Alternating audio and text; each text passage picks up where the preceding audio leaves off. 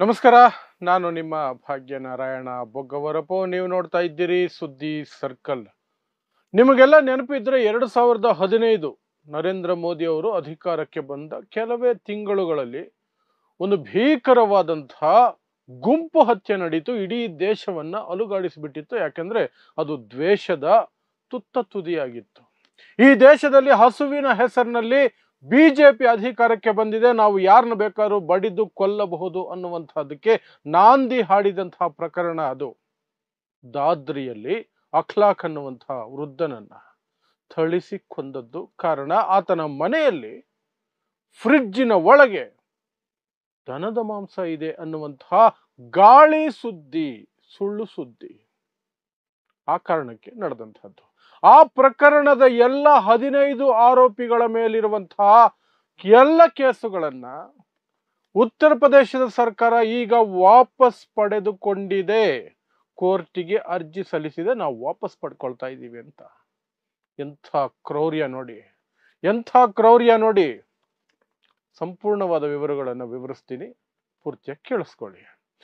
So September 8, 2015 ರಾತ್ರಿ, ಸಂಜೆ ಅಥವಾ ರಾತ್ರಿ, ಉತ್ತರ ಪ್ರದೇಶದಲ್ಲಿರುವಂತಹ ದಾದ್ರಿ ಅನ್ನುವಂತಹ ಗ್ರಾಮದಲ್ಲಿ ದೇವಸ್ಥಾನದ ಮೈಕಿನಿಂದ ಗಮನ ಇಟ್ಟು ಕೇಳಿಸ್ಕೊಳ್ಳಿ, ದೇವಸ್ಥಾನದ ಮೈಕಿನಿಂದ ಒಂದು ಅನೌನ್ಸ್ಮೆಂಟ್ ಆಗತ್ತೆ, ಘೋಷಣೆ ಆಗತ್ತೆ. ಏನು ಅಂದ್ರೆ, ಈ ರೀತಿ ನಮ್ಮ ಗ್ರಾಮದಲ್ಲಿರುವಂತಹ ಅಖ್ಲಾಕ್ ಇದಾನಲ್ಲ, ಆತನ ಮನೆಯಲ್ಲಿ ಹಸುವನ್ನ ಕಡಿದಿದ್ದಾರೆ, ಹಸುವನ್ನ ಕಡಿದು ಮಾಂಸ ಮಾಡಿದ್ದಾರೆ. ಅವನ ಫ್ರಿಡ್ಜಿನಲ್ಲಿ ಮಾಂಸ ಇದೆ, ದನದ ಮಾಂಸ ಇದೆ, ಹಸುವಿನ ಮಾಂಸ ಇದೆ ಅಂತ ಒಂದು ಅನೌನ್ಸ್ಮೆಂಟು ದೇವಸ್ಥಾನದ ಮೈಕ್ನಿಂದ ಹೊರಡುತ್ತೆ. ನೋಡಿ ಯಾವುದಕ್ಕೆಲ್ಲ ಬಳಕೆ ಆಗಿದೆ ಆ ಮೈಕು.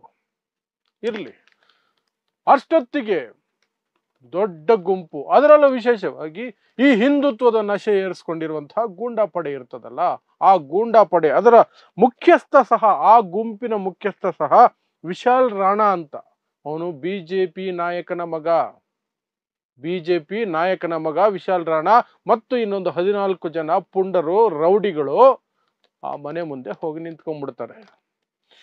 ನಿಂತ್ಕೊಂಡು ಅಖ್ಲಾಕ್ ಮತ್ತು ಆತನ ಮಗ ದಾನಿಶ್ ಇಬ್ಬರನ್ನು ಸಹ ಮನೆಯಿಂದ ಧರ ಅಂತ ಎಳ್ಕೊಂಡು ಬಂದು ಹೊಡೆದು ಪ್ರಜ್ಞೆ ಇಲ್ಲದ ಸ್ಥಿತಿಗೆ ತಲುಪಿಸ್ಬಿಡ್ತಾರೆ. ಆ ನಂತರ ಆಸ್ಪತ್ರೆಗೆ ಸೇರಿದಂತಹ ಅಖ್ಲಾಕ್ ಸಾವಾಗತ್ತೆ. ಮಗ ಹೇಗೋ ಬದುಕೊಳ್ತಾನೆ, ಗಂಭೀರ ಗಾಯಗಳಾಗಿರ್ತವೆ. ಅವನು ಸುಮಾರು ತಿಂಗಳು ಸುಧಾರಿಸ್ಕೊಳ್ಳೋಕೆ ವರ್ಷನೇ ಬೇಕಾಗತ್ತೆ ಅವನಿಗೆ. ಆ ಸಂದರ್ಭದಲ್ಲಿ 15 ಜನರ ವಿರುದ್ಧ ಕೊಲೆ, ಧಾರ್ಮಿಕ ದ್ವೇಷ ಎಲ್ಲ ಸೆಕ್ಷನ್ಗಳನ್ನ ಹಾಕಿ 15 ಜನರನ್ನ ಬಂಧಿಸಲಾಗಿತ್ತು. ಅವುಗಳ ಲೀಡರ್ ಯಾರು ಅಂದ್ರೆ ಇವನು ವಿಶಾಲ್ ರಾಣಾ ಅನ್ನುವಂಥವನು, ಬಿಜೆಪಿ ನಾಯಕನ ಮಗ. ಸ್ವಲ್ಪ ದಿನಕ್ಕೆ ಅವ್ರಿಗೆ ಬೇಯ್ಲು ಸಿಗುತ್ತೆ. ಮೋದಿ ಸರ್ಕಾರ ಇದೆ ಸೆಂಟ್ರಲ್ ಅಲ್ಲಿ, ಸಿಗದೆ ಇರುತ್ತಾ? ಸಿಕ್ತು, ಹೇಗೋ ಸಿಕ್ತು. ಆ ನಂತರ ಆ ಕೇಸನ್ನ ನಡೆಸ್ಕೊಂಡು ಹೋಗ್ತಾ ಇತ್ತು, ವಿಚಾರಣೆ ನಡೀತಾ ಇತ್ತು. ಸುಮಾರು 10 ವರ್ಷಗಳಾಗೋಯ್ತು. ಸುಮಾರಲ್ಲ, 10 ವರ್ಷಕ್ಕೆ ಕಳೆದ 16ನೇ ವರ್ಷ ಇದು. ಇಲ್ಲಿಯವರೆಗೆ ತೀರ್ಪು ಬಂದಿಲ್ಲ ಅನ್ನೋದೇ ದೊಡ್ಡ ದುರಂತ. ಅಷ್ಟು ನಿಧಾನಕ್ಕೆ ಪೊಲೀಸರು ಅದನ್ನ ತೆಗೆದುಕೊಂಡು ಹೋಗಿದ್ದಾರೆ, ಸಾಕ್ಷಿಗಳನ್ನ ಪ್ರೊಡ್ಯೂಸ್ ಮಾಡೋದ್ರಲ್ಲಿ, ಇದರಲ್ಲಿ ಎಲ್ಲದರಲ್ಲೂ.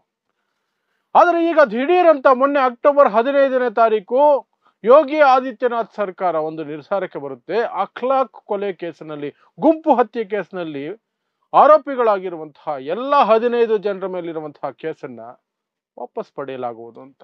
ಹಾಗಂತ ಕೋರ್ಟಿಗೆ ಒಂದು ಅಪ್ಲಿಕೇಶನ್ ಅನ್ನ ಹಾಕಿದ್ದಾರೆ. ಯೋಗಿ ಸರ್ಕಾರ.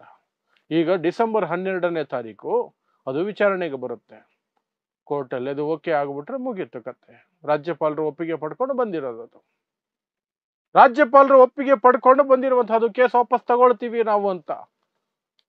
ಇದರ ಅರ್ಥ ಏನು? ನೀವು ಒಬ್ಬ ಅಮಾಯಕನನ್ನ ಗಾಳಿ ಸುದ್ದಿ ಆಧಾರದ ಮೇಲೆ ಒಂದು ಗುಂಪು, ರೌಡಿ ಗುಂಪು, ಪುಡಾರಿಗಳ ಗುಂಪು ಮನೆಯಿಂದ ಎಳ್ಕೊಂಡು ಬಂದು ಹೊರಗಡೆ ಹಾಕಿ ಕೊಂದುಬಿಡುತ್ತೆ. ಅವ್ರ ಮಗನನ್ನ ಗಂಭೀರವಾಗಿ ICU ಸೇರೋ ಹಾಗೆ ಮಾಡುತ್ತೆ. ನೀವು ಅವರಿಗೆ ಕೇಸ್ ವಾಪಸ್ ತೆಗೆದುಕೊಂಡು ಅವರನ್ನ ವೀರರು, ಶೂರರು, ಧರ್ಮ ರಕ್ಷಕರು ಅಂತ ಬಿರುದುಗಳು ಕೊಟ್ಕೊಂಡು ಓಡಾಡ್ತೀರಿ. ಎಷ್ಟು ನಾಚಿಕೆ ಗೆಟ್ಟ ಕ್ರಮ ಇದು ಅಂತ ನೀವೇ ಯೋಚನೆ ಮಾಡಿ. ಎಷ್ಟು ನಾಚಿಕೆ ಕೆಟ್ಟ ಕ್ರಮ ಅಂತ. ಇಷ್ಟಕ್ಕೂ ಆ ಫ್ರಿಡ್ಜ್ ಅಲ್ಲಿ ಇದ್ದಿದ್ದು ಬೀಫ್ ಅಲ್ಲ, ದನದ ಮಾಂಸ ಅಲ್ಲ, ಹಸುವಿನ ಮಾಂಸ ಅಲ್ಲ, ಲ್ಯಾಬ್ ಇಂದ ಗೊತ್ತಾಗಿದ್ದು. ಅಂದ್ರೆ ಅದು ಗಾಳಿ ಸುದ್ದಿ, 100% ಸುಳ್ಳು ಸುದ್ದಿ. ಸುಳ್ಳಿನ ಆಧಾರಕ್ಕೆ ಆತನನ್ನು ಕೊಲ್ಲಬೇಕು ಅನ್ನೋ ಉದ್ದೇಶ ಇತ್ತು, ಕೊಂದು ಬಿಸಾಕಿದ್ದಾರೆ. ಇದು ಆಕ್ಚುಲಿ ಮೋರ್ ದೆನ್ ಎ ಗುಂಪು ಹತ್ಯೆ ಆಗಬೇಕು, ಪ್ಲಾನ್ಡ್ ಹತ್ಯೆ. ಇದು NIA ಬರಬೇಕಾಗಿತ್ತು. ದೇಶದಲ್ಲಿ ಅಶಾಂತಿ ಮೂಡಿಸೋದಕ್ಕೆ, ಇಡೀ ದೇಶದಲ್ಲಿ ಹಿಂದೂ ಮುಸ್ಲಿಂ ಜಗಳ ಹಚ್ಚೋದಕ್ಕೆ ಷಡ್ಯಂತ್ರ ಮಾಡಿ ದೇಶದ ವಿರುದ್ಧ ನಡೆಸಿರುವಂತಹ ಷಡ್ಯಂತ್ರ ಯೋಜನೆ ಇದೆ ಅಂತ ಹೇಳಿ ಅವರನ್ನ ದೇಶದ್ರೋಹದ ಅಡಿಯಲ್ಲಿ NSA ಬರಬೇಕಾಗಿತ್ತು, UAPA ಹಾಕಬೇಕಿತ್ತು. ಬಟ್ ಅದು ಬಿಡಿ, ನಾರ್ಮಲ್ ಮರ್ಡರ್ ಕೇಸ್ ಈಗ ವಾಪಸ್ ಅಂತೆ. ನಿಮಗೆ ನೆನಪಿದ್ರೆ ಗುಜರಾತ್ ಅಲ್ಲಿ ಬಿಲ್ಕಿಸ್ ಬಾನೋ ಪ್ರಕರಣದಲ್ಲಿ ಗೊತ್ತಲ್ಲ ನಿಮ್ಗೆ, 2002ರ ಗುಜರಾತ್ ನರಮೇಧದ ಸಂದರ್ಭದಲ್ಲಿ ಬಿಲ್ಕಿಸ್ ಬಾನೋ ಅನ್ನುವಂತಹ ಮಹಿಳೆಯ ಮೇಲೆ ಗುಂಪು ರೇಪ್ ಮಾಡಿ, ಆಕೆ ಇಡೀ ಫ್ಯಾಮಿಲಿಯನ್ನ ಆಕೆ ಕಣ್ಣೆದುರಿಗೆ ಕೊಂದು, ಆಕೆಯ 3 ವರ್ಷದ ಮಗುವನ್ನ ನೆಲಕ್ಕೆ ಚಚ್ಚಿ ತಲೆ ಹೊಡೆದು ಕೊಂದು ಹಾಕಿ, ಆಕೆಯನ್ನ ನಿರಂತರವಾಗಿ ರೇಪ್ ಮಾಡಿದಂಥವರನ್ನ ಕೋರ್ಟ್ ಕನ್ವಿಕ್ಟ್ ಮಾಡಿ ಜೈಲಲ್ಲಿ ಇಟ್ಟಿದೆ, ಜೀವಾವಧಿ ಶಿಕ್ಷೆ ಕೊಟ್ಟಿದೆ. ಆದರೆ 3 ವರ್ಷಗಳ ಹಿಂದೆ ಅವರನ್ನು ಬಿಡುಗಡೆ ಮಾಡುವಂತಹ ಪ್ರಯತ್ನ ನಡೆಯಿತು. ಗುಜರಾತ್ ಸರ್ಕಾರ ಅವರನ್ನ ಸಂಸ್ಕಾರಿ ಬ್ರಾಹ್ಮಣರು ಅಂತ ಹೇಳಿ ಬಿಡುಗಡೆಗೆ ಆದೇಶ ಕೊಡ್ತು, ಬಿಡುಗಡೆನೂ ಮಾಡ್ತು.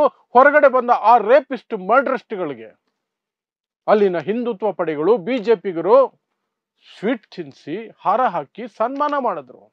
ಆ ನಂತರ ಬಿಲ್ಕಿಸ್ ಬಾನೋ ಮತ್ತೆ ಇನ್ನೊಂದು ಮಟ್ಟದ ಹೋರಾಟ ಮಾಡಬೇಕಾಯ್ತು, ಸುಪ್ರೀಂ ಕೋರ್ಟ್ ಹೋಗಬೇಕಾಯ್ತು. ಸುಪ್ರೀಂ ಕೋರ್ಟ್ ಹೋದ ನಂತರ ಸುಪ್ರೀಂ ಕೋರ್ಟ್ ಹೇಳ್ತು, what non sense is going on, ಎಲ್ಲರನ್ನು ಒದ್ದು ಒಳಗಾಕ್ರಿ ಮತ್ತೆ ಅಂತ ಹೇಳಿದ್ದಕ್ಕೆ ಮತ್ತೆ ಜೈಲಿಗೆ ಹೋಗ್ಬೇಕಾಯ್ತು. ಅಷ್ಟು ಜನ, 11 ಜನ ಮತ್ತೆ ಜೈಲಿಗೆ ಹಾಕಿದ್ದಾರೆ. ಈಗ ಮತ್ತೆ ಜೈಲಿಗೆ ಹಾಕಿದ್ದಾರೆ.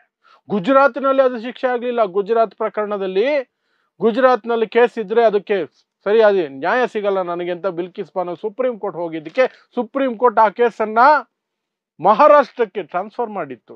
ಮಹಾರಾಷ್ಟ್ರದಲ್ಲಿ ವಿಚಾರಣೆ ನಡೆದಿದ್ದು, ಮಹಾರಾಷ್ಟ್ರ ಕೋರ್ಟ್ ಶಿಕ್ಷೆ ಕೊಟ್ಟಿದ್ದು. ಸುಪ್ರೀಂ ಕೋರ್ಟ್ ಅಲ್ಲೂ ಸಹ ಅದು ಮಾಫಿ ಆಗ್ಲಿಲ್ಲ.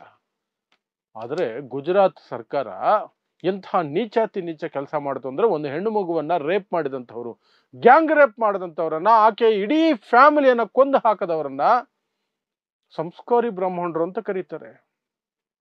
ಅವ್ರ ಮೇಲೆ ಇದು ಕೊಟ್ಟು ಸನ್ನಡತೆಯ ಆಧಾರದ ಮೇಲೆ ಬಿಡುಗಡೆ ಅಂತೆ.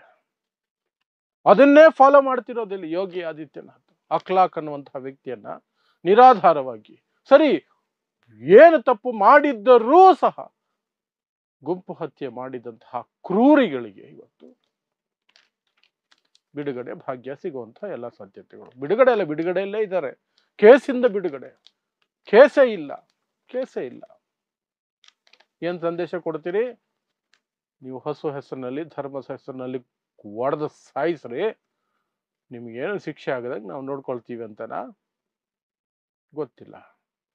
ಅದು ನೀವು ಯೋಚನೆ ಮಾಡಬೇಕು, ನೋಡ್ತಾ ಇರೋ ನೀವು ಯೋಚನೆ ಮಾಡಬೇಕು ಅಷ್ಟೇ. ಸೊ ಇದಿಷ್ಟು ಉತ್ತರ ಪ್ರದೇಶದಲ್ಲಿ ಯೋಗಿ ಆದಿತ್ಯನಾಥ್ ಸರ್ಕಾರ ಕೈಗೊಂಡಿರುವಂತಹ ನೀಚ ನಿರ್ಧಾರ ಅಂತ ನಾನು ಕರಿತೀನಿ. ಅಮಾನವೀಯ ನಿರ್ಧಾರ, ಇಡೀ ದೇಶನೇ ಬೆಚ್ಚಿ ಬೀಳಬಹುದಾದಂತಹ ಒಂದು ನಿರ್ಧಾರ ಅಂತ ನಾನು ಕರಿತೀನಿ. ಅದರ ವಿವರಗಳು ಅಷ್ಟೇ. ಸೊ ಇಂಥದ್ದೇ ವಿಶೇಷ ಸುದ್ದಿಗಳಿಗಾಗಿ ನೋಡ್ತಾ ಇದ್ದೀವಿ ಸುದ್ದಿ ಸರ್ಕಲ್. ನಾನು ನಿಮ್ಮ ಭಾಗ್ಯನಾರಾಯಣ ಬೊಗ್ಗವರಪು.